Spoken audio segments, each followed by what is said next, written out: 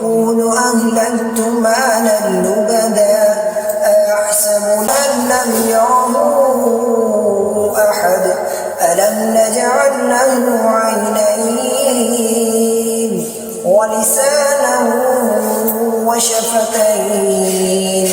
وهديناه النجدين فلاقتحم العقبة وما أدراك ما العقبة فك رقبة أو إطعام في يوم ذي مسغبة يتيما ذا مقربة أو مسكينا ذا متربة ثم كان من الذين آمنوا وتواصوا بالصبر وتواصوا بالمرحمة أولئك أصحاب الميمنة